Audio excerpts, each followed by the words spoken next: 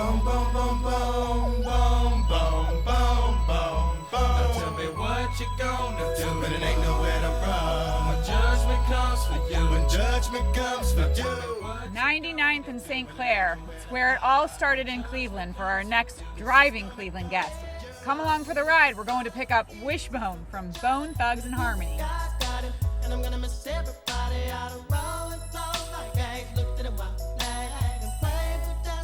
How'd you all get your names?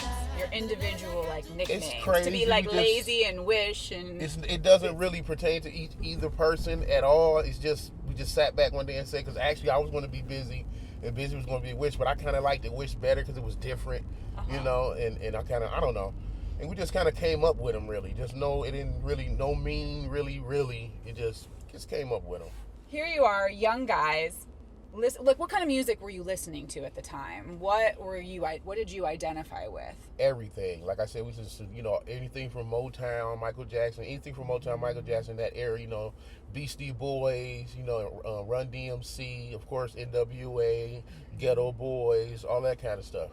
Yeah. So, talk about how Eazy came into your life.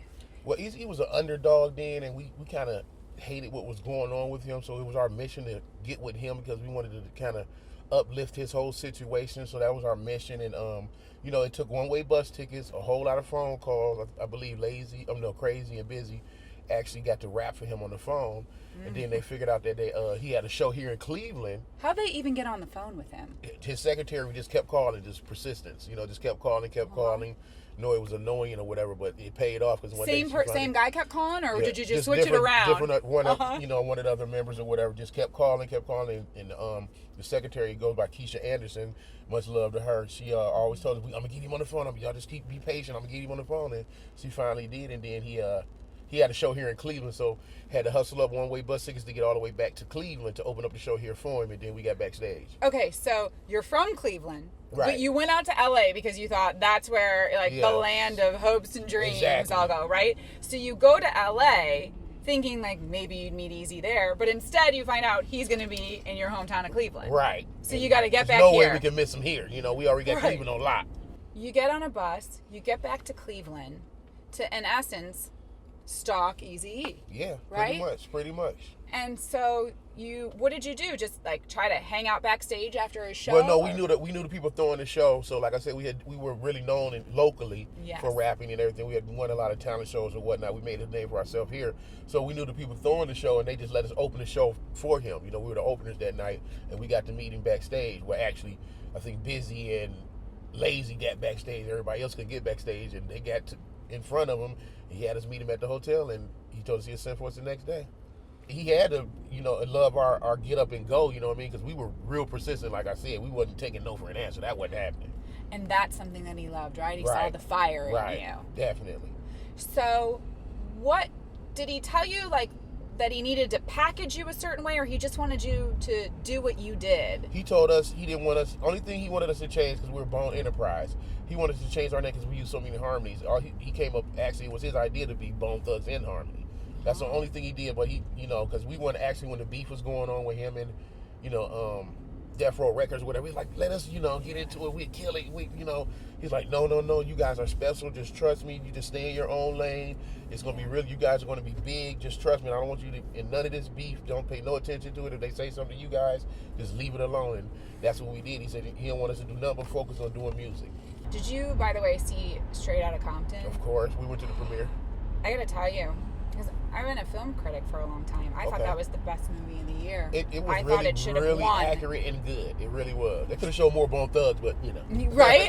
I know. Oh, exactly, right? That was the only part they missed out on. When did you know that you had really made it into the mainstream? I would say honestly when Eazy-E was in Cleveland with us and we were shooting our first video. To see all those lights in our neighborhood, we come from the hood. Yeah. To see the cameras and the lights and all the big, the trucks for the, equipment and all that stuff just in our hood for us. That was a real big eye-opening moment for me. You go see somebody like say Snoop Dogg, we gonna tour him. from on the 5th of December this year.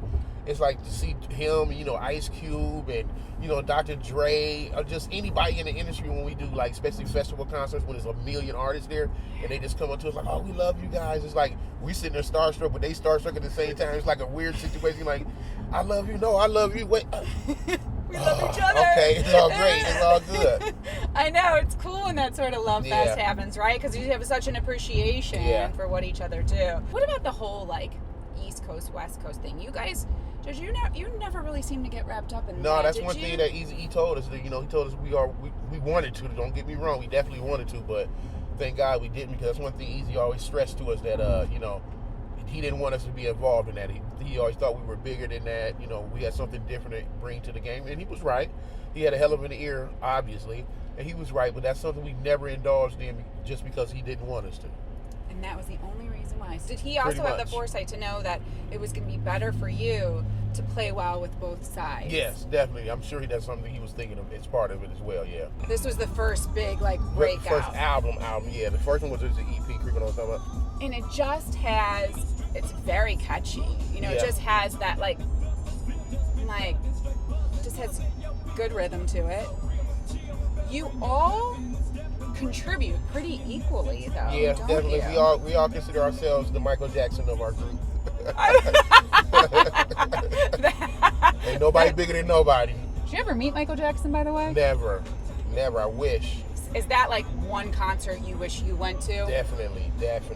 Him and Prince were like my all-time favorites. God, what about Prince? Did you ever cross? I went to my first concert ever. Like my Uncle Charles that I speak on the song Crossroads. My first concert ever was when he took me to, and it was at the front row, Cleveland front row, and I was going to see Prince. My first concert ever. Amazing. Yeah, it was great. The way that he moved around on stage and played the guitar. Yeah, you know, he's a little explicit, so he came up with the silhouette with the brass bed and all of that. I'm like, oh my God, is he naked?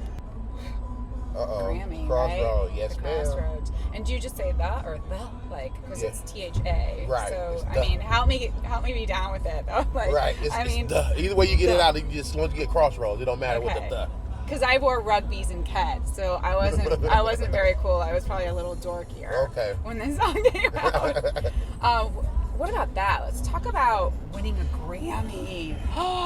Never ever even after the success, you know, with the first few singles, never ever did we really like shoot for that or, you know, guide our careers towards that. It was just, this song was really big to us because actually this version is a remix. We had a big another version to this one, but during our time after we, you know, made it or whatever, a lot of people were dying from our neighborhood, from our family, so we went in and redid the song, you know, for Eazy especially too, and you know, it just came straight from the heart, and it just took off like that. I guess everybody, you know, feels death and everybody experiences, so it's a song that'll be there forever. Thank God. Good looking out, y'all. This song, I'm telling you, I think this is one that was just played in all the parking lots of high school kids. Right. This song, though, it's like, that's crazy because it's talking about death and, you know. I know.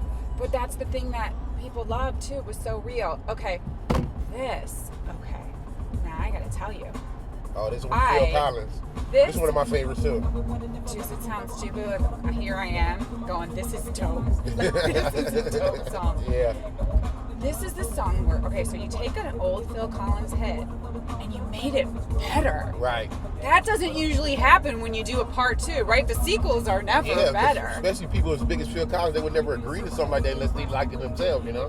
How did that phone call go? Like, how did this even come to be that you're like... Craig came up with this whole concept. Crazy One came up with this whole concept and let us think about it, and we're like, yeah, that'd be cool, and we had to get permission from Phil, and he agreed to it. The only thing he said was to shoot the video, we had to come there to Switzerland, and it was cold. Oh my God! It looked cold in that video. Oh my God! It was like that wasn't fake snow, no fake ice or nothing like that. No wind machine. That was real. It was freezing. How long did it take to shoot the video? I think we had like a day and a half shoot. One day with Phil, and then we just did, you know, little spot shoots and stuff all over the country or whatever. And did you have to see this? This is a song. I mean, everybody knows this. Yeah. But by the way, I am very impressed. Like, you'd say it's rapping, like it happened. It's so fast. the words are said so fast. I have such an appreciation for it. If I were to try to sing along, I can't. So you realize what a skill that is. Yeah, definitely. To be able to rap that way. Yeah, it took a lot of practice. A lot of sit-alongs around the fireplace, and just hemming off of each other, and it just came. It was just meant to be, in a sense. Your voices are an instrument too. Do you do anything to keep, like, do you take singing lessons or vocal lessons? Never. No. Never, nothing like that. You got to work with Mariah. Right, yes, or Mariah, that's the homegirl, Mariah Bone. Surprise you when you get a call from Mariah, or no? She loves rap, right? Yeah. She actually's known for quoting, saying some of her inspiration came from some of our music. That was like really big. Like, who would ever think that from us dudes from Cleveland, Ohio, East 99? You know what I'm saying? Getting somebody that big to say something like that about us. Yeah, which is really cool. And you did videos with her too, which were great. I think it was. Oh, okay. Yeah, so there go one of them. This one? Yeah, I thought this is a one. This one with Bow Wow too, I think. Yeah. Yeah. So like, a song like this, do you put it on your playlist and like kind of jam out to it a little bit, or no? Yeah, like I said, I don't know. I mostly listen to like a lot of old school stuff though. I don't really listen to too much rap or hip hop in the car. There's something about the foundation of being from Cleveland, though, don't you think? Do you feel like just having to be a little gritty here helped you along the way when you were exposed to? Definitely, the upbringing and who we are definitely accounts for who we are and what we became. Because, I mean, it's especially from where we're from, it's not easy. It's hard. And I believe, to make really good music, your soul and your heart have to go through something. You have to been through something to be real. Yes. Because we write our own music, you know what I mean? We don't have ghost writers or anything like that. So to be real and for people to feel and be truthful with your music and love your music, you have to be truthful. It has to come from the heart. It has to be some type of real embedded in there, This song that is on the playlist, I'm not playing out loud, but Thug Love with Tupac. How did you meet Tupac, and what do you think of him musically? Tupac was a modern day prophet. He was a genius musically. But I think Bizzy Bone actually met Tupac first, and they went in the studio and started the song, and then we actually came up on it later. But it's a funny story because Tupac was death row, and we were ruthless. So at the point in time, I remember back in the day when Tupac had actually said something referencing Bone. It's like, who's these other thugs? Ain't no thugs. We the only thugs. So, we immediately like, hold on, wait a minute. But even then, Easy was like, nah, don't y'all bite off into that. Don't worry. He's on you with Biggie, right? Yeah, that was my homie. Yeah. Another, probably then, if he was your homie, then that was another storyline that I'm sure was very sad for you. Yeah, definitely. I saw a video of you and the guys presenting an award. I can't remember if it was American Music Awards or something. Yeah, we had on black jackets, I believe. Yeah, and you presented Biggie with an award. Yeah. I think that was American Music Awards. Also somebody who you feel like had much more to give? Definitely another genius in the music game that, taken from us way too soon. I mean, I don't want to ask God or figure out why too soon, because I ain't ready to find out the answers to all the questions, not too soon, but definitely got taken away from us too soon for us. He was a really cool dude. That was my dude. We did a lot of touring with him, a big tour with him, and, we were fans as well. You're such pioneers in hip-hop and, really originals with what you did. How do you feel about hip-hop today? Do you like what you're hearing? I mean, hip-hop today is different. I don't judge or really be opinionated on it because it's different. It's a little different from, what we do and what, the past, but that's exactly how it was when we came in the game.